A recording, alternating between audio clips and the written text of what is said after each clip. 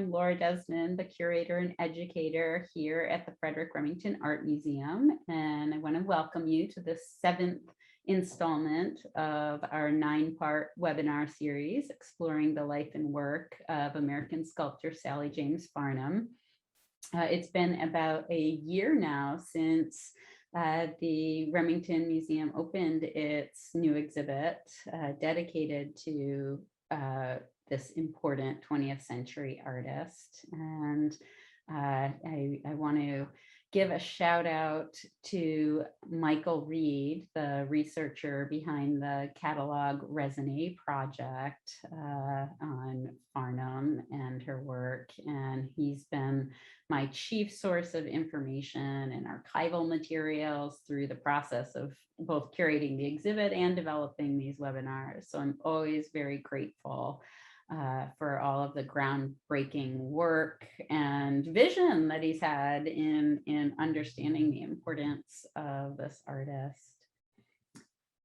So today's webinar, as you know, explores Farnham's deep engagement with the Pan-American movement, a major element in Farnham's artistic career, and the focus of the section of the exhibit that is pictured on the screen here.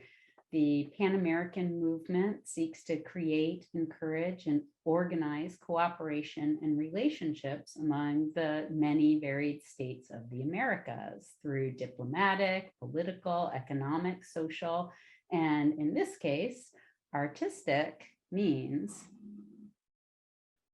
Oh, sorry, I see a message from Janet that she can't unmute. Let's see. All it tells me is I can ask you to unmute, but I'm sorry that we won't be able to hear from you. Perhaps you can put any comments or questions in the chat for now, Janet. I'm sorry we can't hear your voice. So the Pan-Americanism goes back to the earliest days of independence movements in this hemisphere, but the modern Pan-American movement, of which Farnham was a part, got going in the 1890s. And the Pan-American Union, with which Farnham was involved, would evolve into what is today known as the Organization of American States. The large mural that's on the wall of this exhibit area features a detail of a photo of Farnham with her model for her most famous work, her Simon Bolivar monument that today stands in Bolivar Plaza at the head of the Avenue of the Americas in New York City. And the graphic designer, Ernesto Mendoza, designed the panel so that when printed, the sculpture would be the actual size of the completed monument.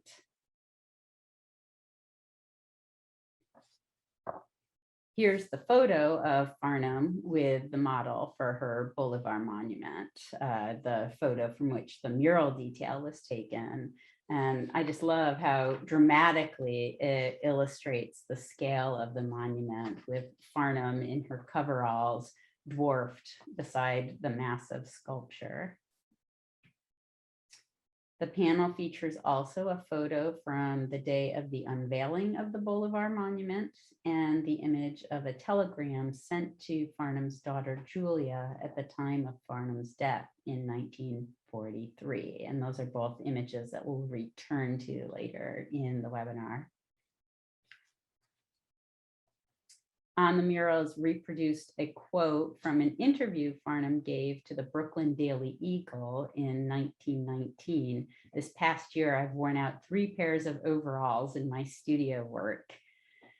I've been unable to locate another quote that I once read from Farnham from this period, in which she details the tonnage of plasticine clay that she had hauled to make the sculpture, where she quipped something along the lines that she could be called a stevedore as much as an artist. You can see that there is an object case on the wall in this section of the exhibit as well. And it features 3 objects from the museum's collection: a small undated pamphlet and the bronze frieze that Farnham designed for the boardroom of the Pan American Union building in Washington, D.C., as well as 2 struck bronze medals, one that commemorates the erection of the Simon Bolivar Monument, and one for the Second Pan American Scientific Congress in 1916. And both of those medals were gifts from Michael Reed to the museum. And you can see that we had castings made of the reverse of these 2 medals and mounted them as touchable components of the exhibit, because people are always curious about the materials from which the artworks are made. Here's a better, closer look at the Second Pan American Scientific Congress medal, which features on the reverse 2 allegorical figures representing science and peace. The Pan American building can be seen down here below the map of the Americas. And here we see the medal that commemorates the Bolivar Monument, and 1,000 of these bronze medallions were struck at the time of the unveiling of Farnham's Bolivar. The reverse of this medal also depicts allegorical figures representing the 2 American continents united in the cause of liberty and justice.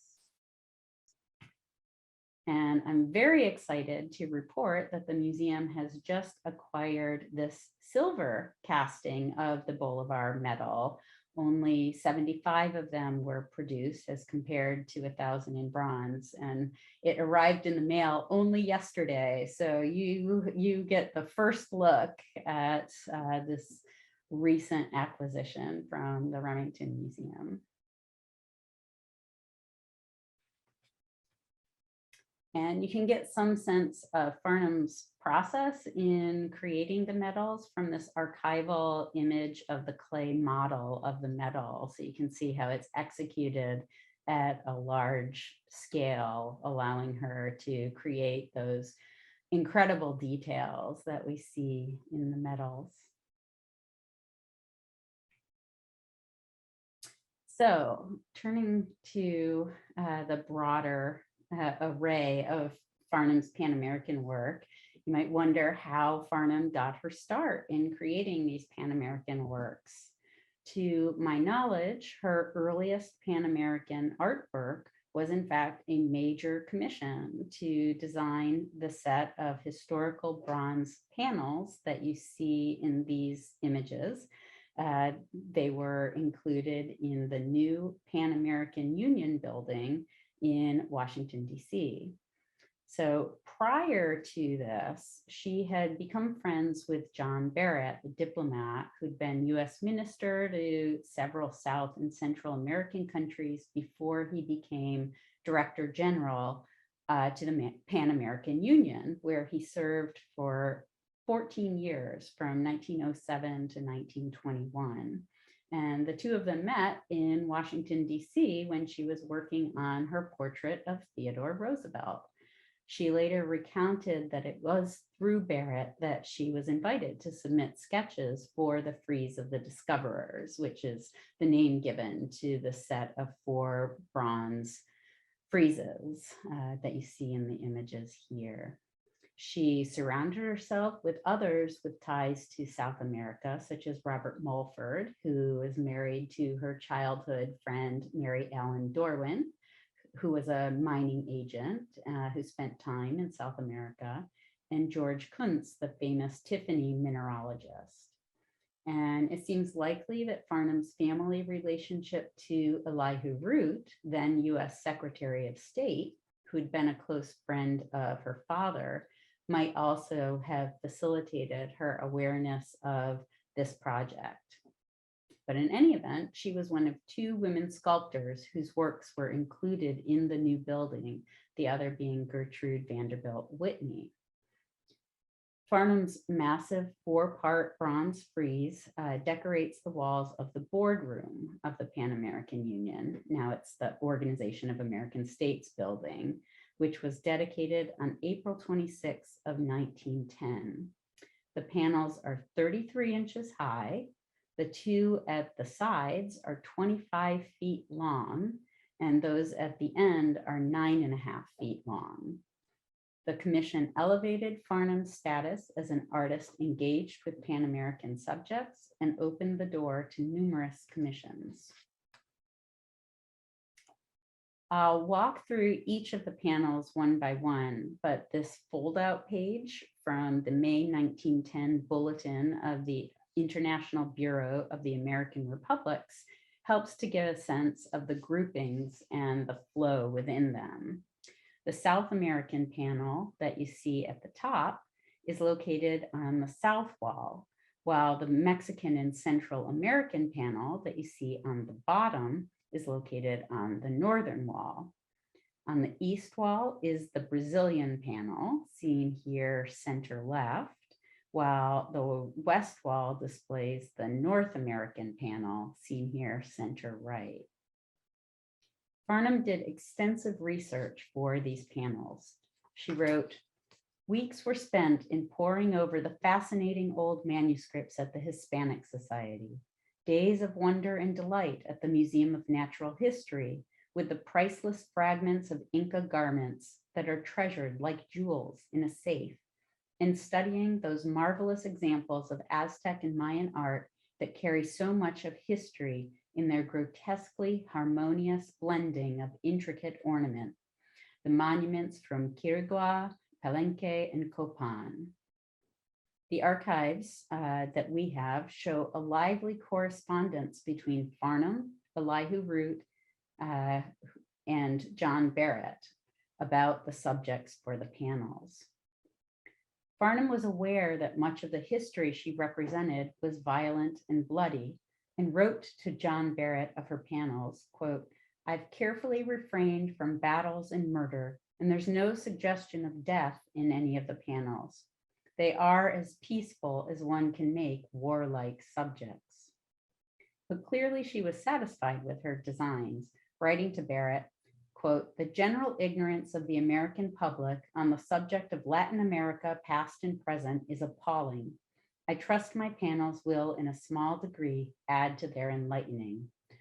I am more than pleased to be identified with a movement of such vast importance to this country," end quote. So walking through the various panels, Farnham may be most famous for her 1921 Bolivar monument in New York City, but her first sculpture of Bolivar was this bronze bas-relief for the frieze of the discoverers. It shows the liberator leading his dismounted cavalry across a mountain pass.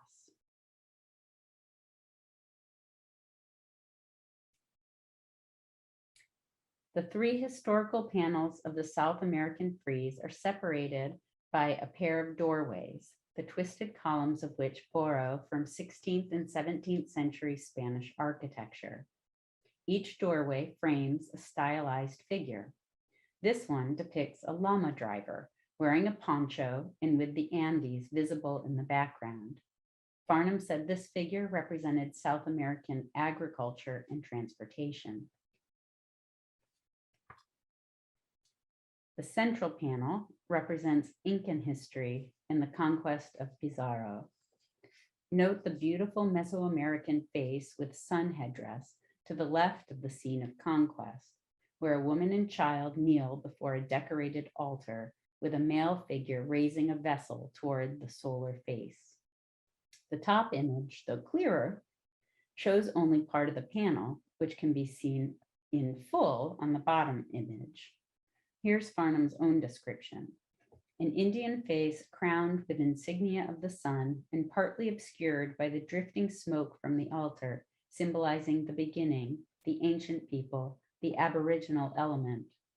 This followed by the Incas, the conquistadores, a bishop or dignitary of the church, Pizarro and his fellow adventurers, and a priest of the church militant.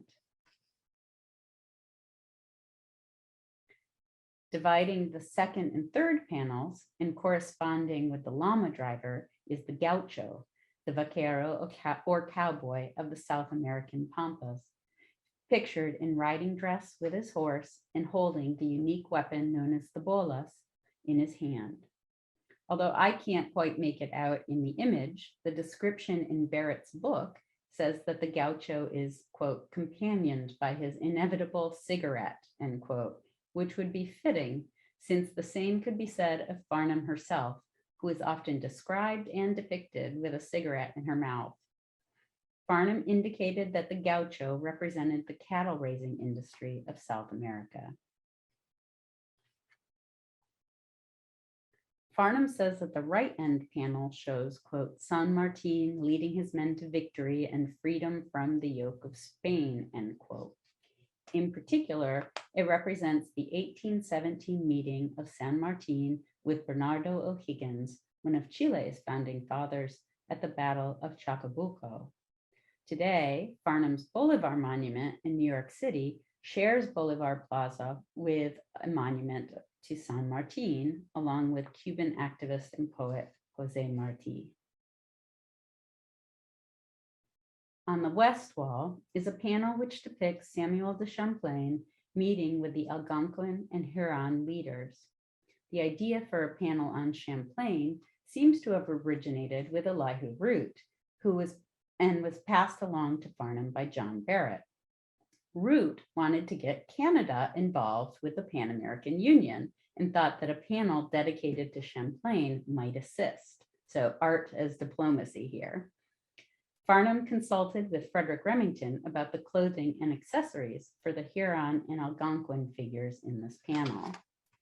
And here you see Remington's reply to her inquiry, providing information about what was known about Mohawk and Eastern Indigenous clothing, hairstyles, and accessories, and pointing out certain pitfalls and misrepresentation that she should avoid.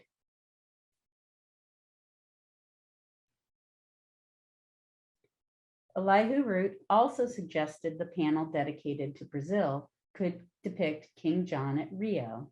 Sally liked the idea of having two water-themed panels on the two end walls and decided to depict King John on the barge on the end wall opposite Champlain on his landing at Quebec.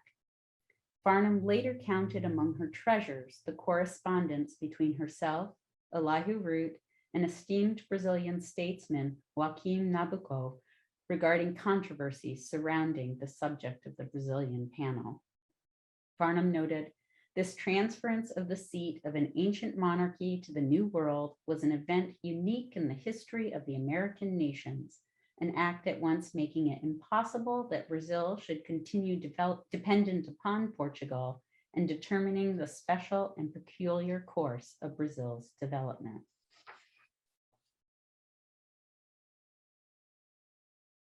The set of Mexican and Central American panels are situated on the northern wall of the boardroom. The leftmost section represents the republics of the Caribbean and shows the landing of Christopher Columbus on San Salvador in 1492.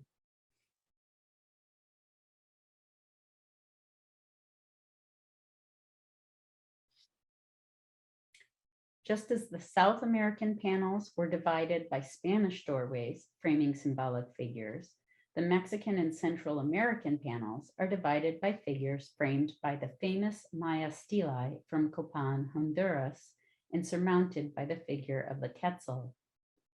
This figure, agricultural wealth, stands in front of other Mayan sculptures from the National Museum of Mexico, cast here in low relief. Some members of the committee overseeing work on the building took issue with what they saw as overly Asian features on this figure, but Farnham stuck to her guns, saying they were reflected in the historical artifacts she had consulted in designing her panels.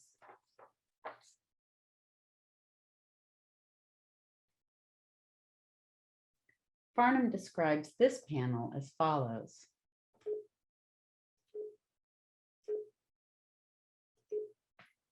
The center one showing a flight of steps with the temples and gods of the Aztecs. Montezuma carried in a litter and worshipped by his followers. Cortez, Alvaro, guided by Dona Marina, Cortez's Indian wife, the monk of the Inquisition, and Spanish soldiers with their cannon.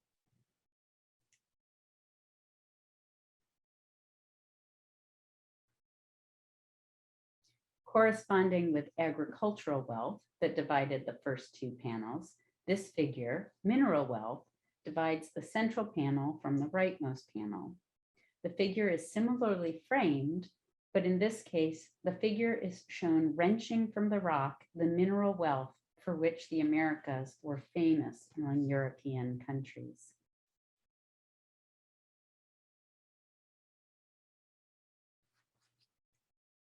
As a brief aside, the two sections with the Copan stelae seem related to this lamp created by Farnham.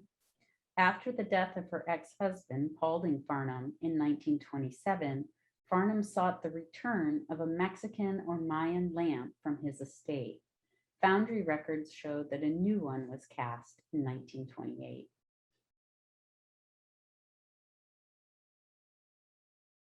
But to return to the panels, the final panel from the frieze of the discoverers shows Balboa taking possession of the Pacific in the name of the King of Spain. So, there's this really nice progression in the full frieze with, you've got the Atlantic on the left with Columbus and Balboa with the Pacific on the right. Farnham wrote, quote, "The frieze of the discoverers had opened a new world to me, and the hardiness with which this work was done has been repaid to me 1,000-fold in the appreciation and understanding of the people of Latin America. Through this work for the Pan American Union came commissions for portraits of Hidalgo and Sucre for Brazil, the bust in marble of Marshal Sucre presented by the Bolivian government to the Hall of Statesmen in the Pan American Union, a portrait of General Gomez, and best of all, the equestrian statue of Simon Bolivar, the great liberator, gift of the Venezuelan government to New York City. Her bust of Sucre in the Hall of Heroes in the Pan American Union building was executed in marble by Robert A. Bailey, with whom Farnham collaborated on numerous commissions. The portrait of Unanue, also in the Hall of Heroes in the Pan American Union building, was commissioned later by the government of Peru. The ambassador of Peru wrote of her portrait of Unanue, "I wish to express to you my great satisfaction with regard to the wonderful result of your art as exemplified in the bust of Unanue, which you have executed for my government and which has been recently donated to the Pan American Union here. It is in every way a noble work, simple, dignified, and restrained, worthy of your fine and vigorous talent, and of which I hope you are proud. The tour de force by which you succeeded in obtaining the proper balance with such scanty material to guide you has astonished and gratified me very much." The Organization of American States has a page on their website where you can see the layout of the Gallery of Heroes and click on the little flags of the countries whose heroes are represented. By clicking on Peru and Bolivia, you get pop-up images of Farnham's portrait busts, though sadly, the website gives no information about the makers of the portraits. A bronze cast of Farnham's bust of Sucre resides in the Galleria del Ministerio at the Museo Histórico y Diplomático in Rio de Janeiro. Records from Farnham's foundry, the Roman bronze works, show that the work was cast in 1916. Farnham was commissioned in this time by the Mexican government around 1916 to create this bust of the Catholic priest Hidalgo y Castilla, who helped lead the Mexican War of Independence.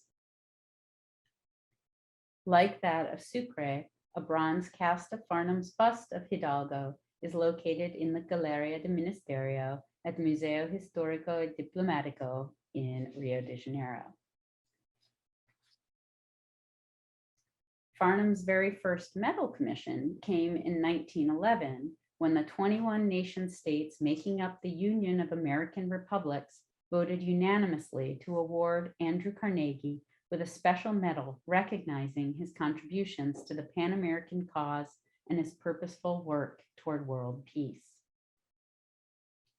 The original gold medal, struck by Tiffany and Company and pictured in this period cartoon, is on display at the Andrew Carnegie Birthplace Museum in Dunfermline, Scotland.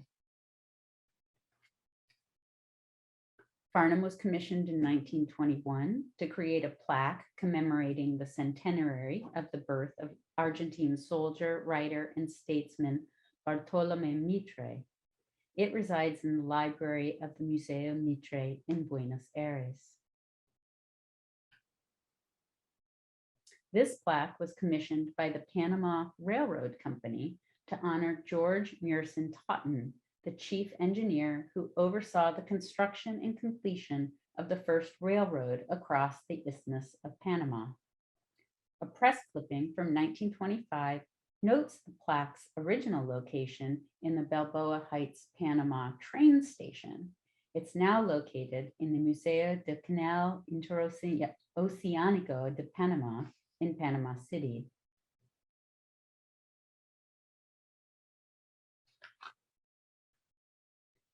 Farnham, at age 71, was commissioned to create a bronze of the first president of present-day Colombia on the centenary of his death, but the cast was never produced.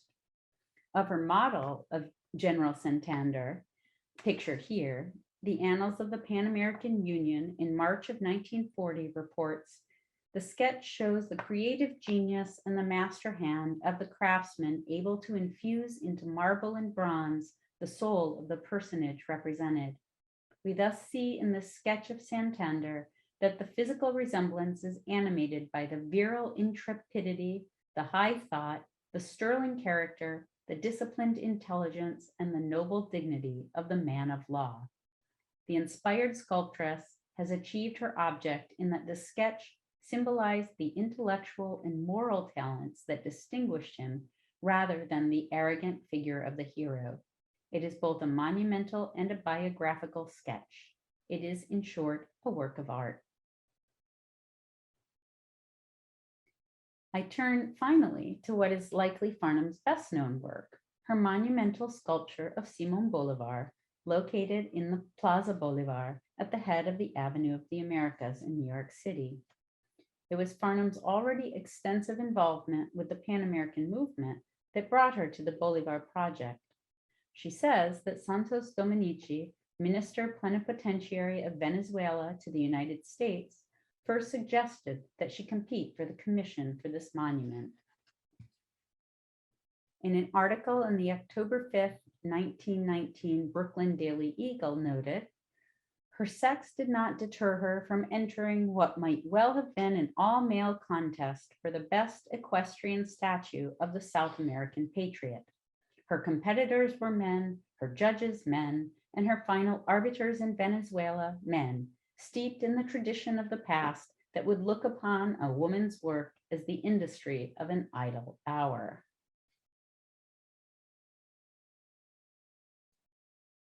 This is a wonderful image showing the armature, the structure around which Farnham created her Bolívar monument, a really massive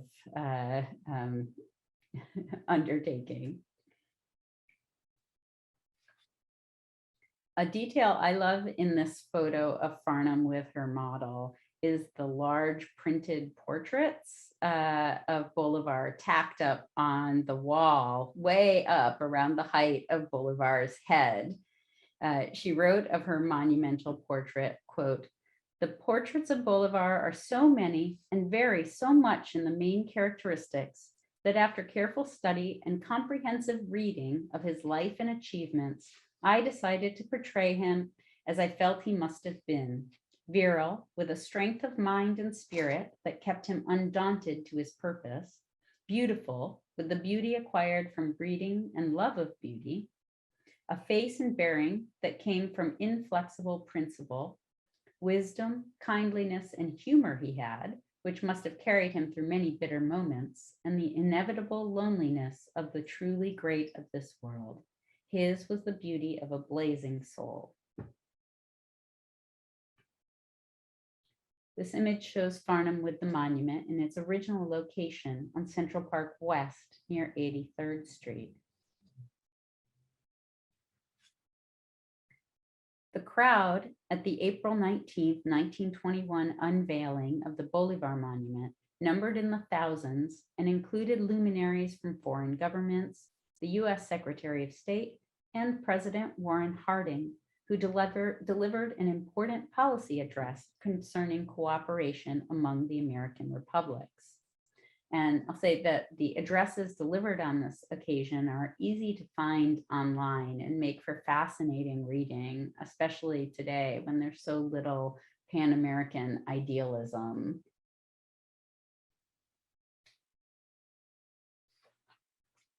So here's the photo that is part of the text panel on the wall of the exhibit today that shows Farnham with the great granddaughters of the first president of the Venezuelan Republic.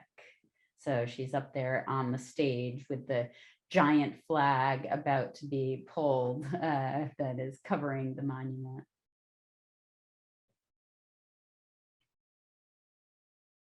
This letter to the editor of the Chicago Daily Tribune, dated April 26, 1921, takes the paper to task for not crediting Farnham as the creator of the Bolivar Monument in its coverage of the unveiling. And it goes on to offer high praise for Farnham's sculpture. Let's read you a little bit. It says, the press dispatches gave the speeches, the history of Old Bali, all about the crowds, the dresses worn, and so on, but never a word about the producer of the beautiful monument. And it's a splendid piece of work. Incidentally, it's also the first great monument done by an American woman.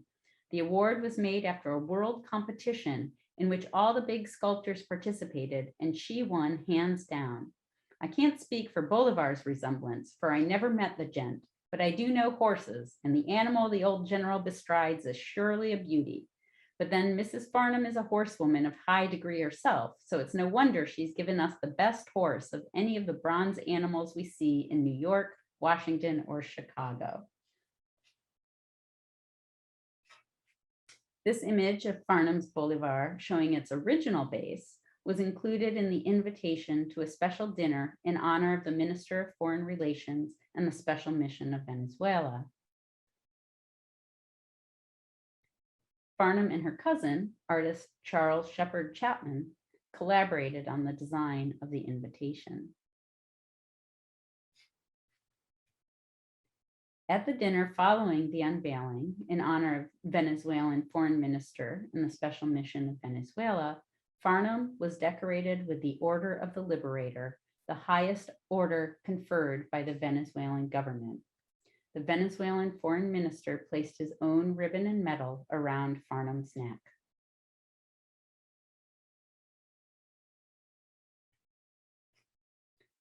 I mentioned earlier that Santos Dominici, Venezuela's ambassador to the US, had first suggested that Farnham entered the competition for the Bolivar Commission.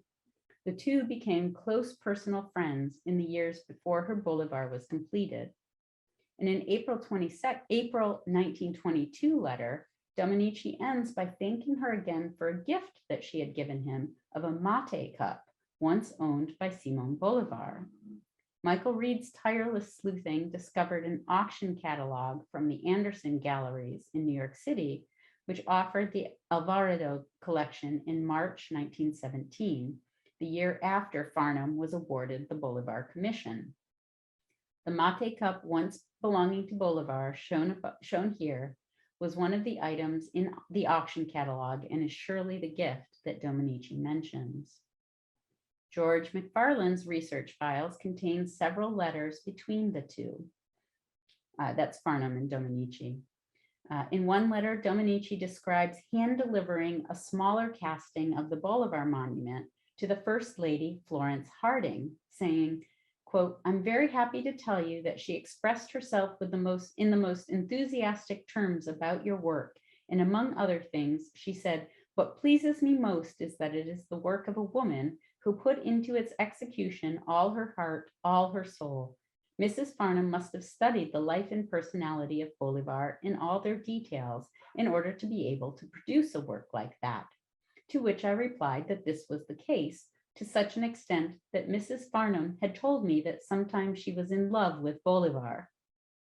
But by August 1922, Dominici writes to Farnham of his departure from the US, having resigned his post in protest against atrocities being committed by the rulers of Venezuela. He closes the letter saying, "I shall always remember your charming personality and friendship, and wherever I be, you must feel that you have a most devoted friend and servant."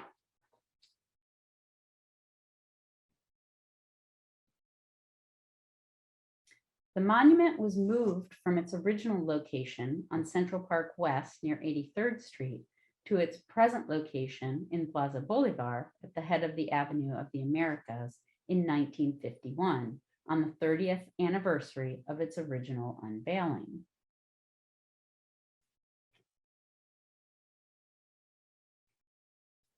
And this 1951 Venezuelan postage stamp commemorates the transfer to its new location.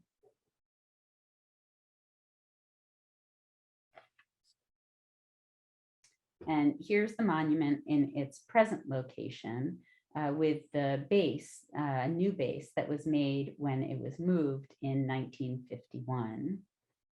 And so the Central Park, Parks Commission records say that the statue's height is 13 feet and 6 inches high by 13 feet long, and that the pedestal is 20 feet 4 inches high, 12 feet 6 inches long, and 6 feet 1 inch wide. And you can see the coats of arms of a number of Central American and South American nations on the base. Farnham's monument became a site of official celebrations of Bolivar's birthday and of Venezuelan Independence Day, and Farnham participated regularly throughout the course of her life. These reflections on the screen are from her address to distinguished friends from Latin America and the Pan American Union on Bolivar's birthday in 1939. It was with a feeling of reverent responsibility that I made my first sketches for the statue. I read every history that I could find of his life, its tragedies and triumphs. I found his letters particularly helpful as they gave me a personal angle on his character. I like to feel that I know the person I am portraying. In her remarks on Bolivar's birthday in 1940, with World War II underway, Farnham remarked, quote, "In this year, when might seems to give right, the example of your emancipators and ours brings to us the courage to live fearlessly in the face of dangers, hidden and threatening. Because of their dauntless lives, liberty is not just a name, not 3 meals a day, not a wage envelope containing the stipend we think we are worth. It is opportunity unlimited by fear, if we only follow in the footsteps of these heroes who have blazed the trail of liberty and human rights, whose love for these ideals made them immune to difficulties and dangers in following their star. With such examples before us, can we do less than try to be worthy to follow these ideals, which are our heritage?"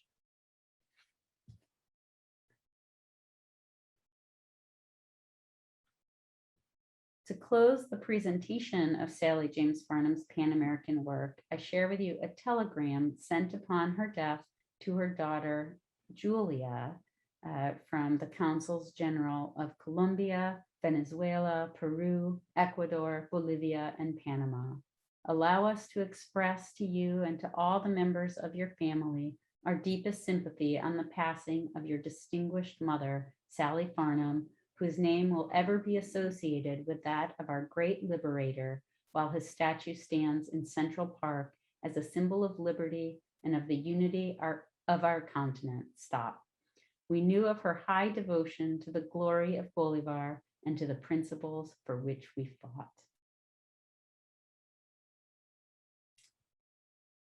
All right, so I know Janet is having problems with her microphone. So Janet, you should feel like you can ask us any questions, ask me any questions or make any comments in the chat. And, Carolyn, feel free to jump in with any thoughts that you have about Farnham's Pan-American work.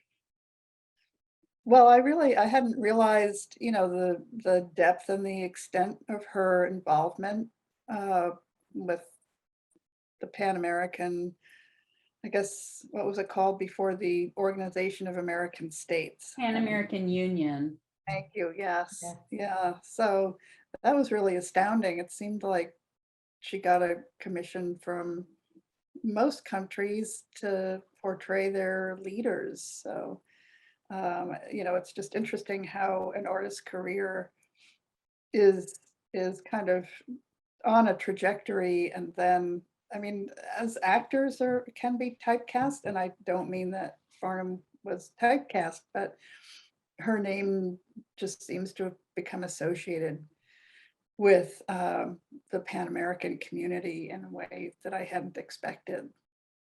Yeah, it is really fascinating. I mean, I think that,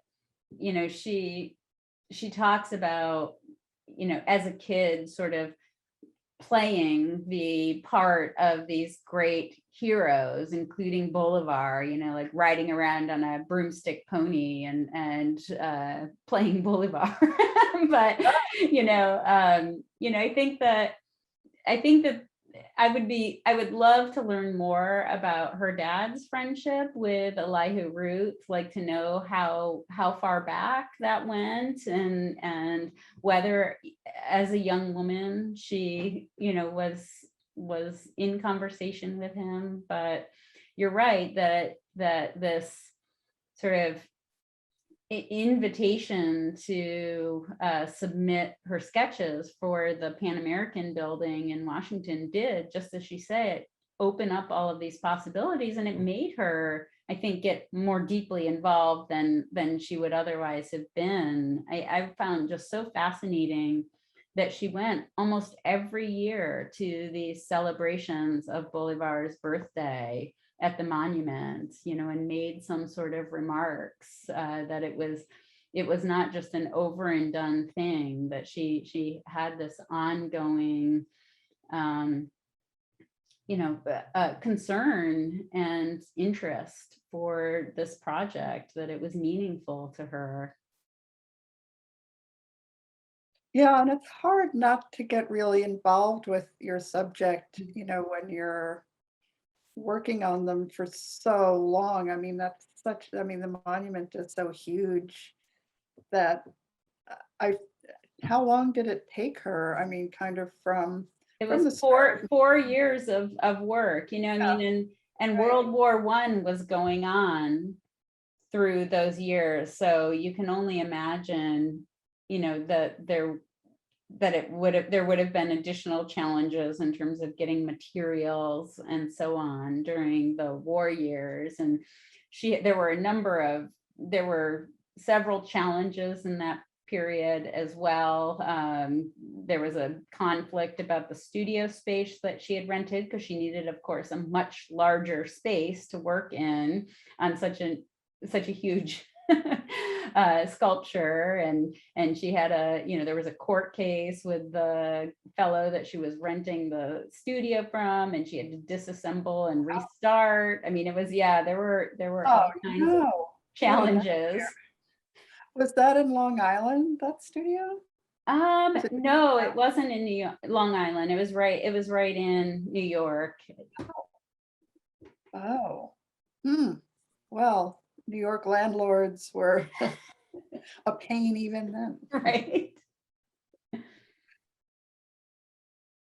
And I had never seen the picture of the armature. I mean, that's still staggering. Um, Yeah. wow. At least it looks as though it could be rearranged a little bit, if she decided to make a change in the final piece, Mm-hmm. unlike, welded rebar or something, which is just more impenetrable. Who would have made the armature? Was it somebody from the foundry, one of the artisans there, or? I would guess not. That's a great question. I have not read anything about, I've seen a few photos that clearly include some studio assistants who are working with her on the project, but I don't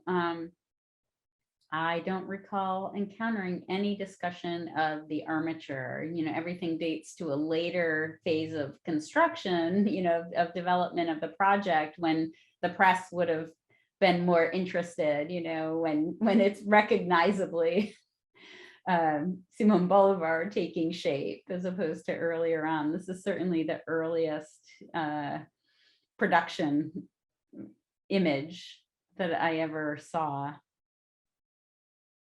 That's a great question.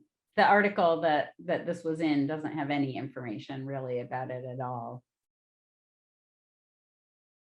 Well, I guess there must have been, and today there's mold makers and different artisans who may be associated with the foundry from time to time, but then, they work on a freelance basis. And I guess, maybe especially then it wasn't considered very important to document them, or especially perhaps for a woman sculptor, I'm sure she could have been, criticized for not doing everything herself, maybe the way Harriet Hosmer was. So she kind of tried to keep quiet about her many assistants, which, she must have had. But I don't think that we see much even in the, atelier of male artists either, where they're really acknowledging their assistants in the studio very much. true. Yeah, they don't. There's this hidden army of people, who do a huge amount of the work. Wow, that's really amazing. And she didn't use wet clay, you said she used, Plasticine, yeah, plastoline. which makes sense. Oh, yay, we have Janet. She's back. Hey, well, I decided what I had to do was to back out and rejoin, but I was afraid, I'll miss something, and I would have. But thank you, Laura. I'm here now, just a little late. I'm so glad to hear from you. I really appreciated having Georgia's files for this section of the webinar series. There was a lot of rich information there. That's great. Yeah. He would be pleased. I'm sorry he couldn't be around to see all this as it all came to fruition and so forth, but I'm enjoying it. Glad to be able to see it. Well, I'm glad that you can join us. So is there one more, two more? There are two more, yeah. Here's that one is just next week. The next one is next week. Let me get to the last slide there, on Farnham's monuments. And then the last one looks at her studio work. So the movable works that we didn't sort of already cover when we did portraits and so on. We went around to see several of the monuments, in person live. So I'll look forward to seeing, like we went to Mount Hope Cemetery in Rochester, and oh, that's great. Cave Hill in Louisville, and two or three others, but it'll be fun. And Oh, I enjoyed Carolyn's question about who does the armatures. Good question. it's a great question. And I think that's something that, you know, I think it's almost, it seems to me, I mean, I'm just sort of spitballing here, but it seems to me that really we only ever hear that somebody is an assistant to a famous artist if they go on to have an illustrious career themselves, and then they get acknowledged as having participated in the work of, you know, with the person with whom they were studying and working in the past. But I think there are a whole army of unsung studio assistants in the annals or left out of the annals of art history who, you know, were there helping to be the stevedores, you know, moving all the stuff around. There's a famous picture, you guys probably know it, of Harriet Hosmer standing with all of her Italian crew, you know, the guys who did the rough carving and the folds of drapery, and the other people who, you know, specialized in faces and hands, and everybody had a specialty. I don't know it. That's fascinating. What good information. Thanks. Yeah, somehow they're all treated as the technicians, just like we don't know about the foundry workers, you know, who are doing the really skilled work of you know, all the different stages from wax to metalwork to patination on the bronze castings, but we never hear about them either. And they can have, you know, some feedback about, you know, the details of a pose, you know, like this is maybe too much of a projection, and how do we, you know, make sure that the metal is going to flow adequately throughout the piece. And so I would think that they, you know, may have had some contributions, especially in a piece of that size. Yeah. Well, if I was a fly on the wall, you know, 100 years ago. Every historian's dream.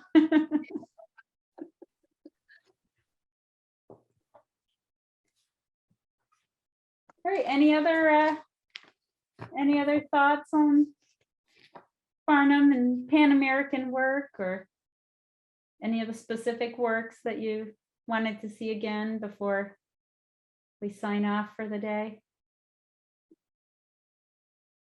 I don't think so. It was fun, Great. even though it was a little frustrating not being able to talk, but we did it. Well, I'm glad that you took the leap of faith and signed back in, Janet. It's nice to hear from you.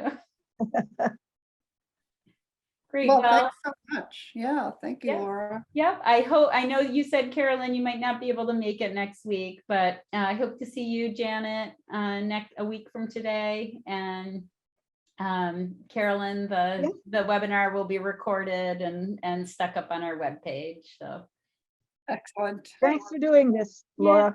Thanks so much for coming. Thanks again. Hope to get there in person sometime. Oh, soon. me too. Bye now. Bye-bye. Bye-bye.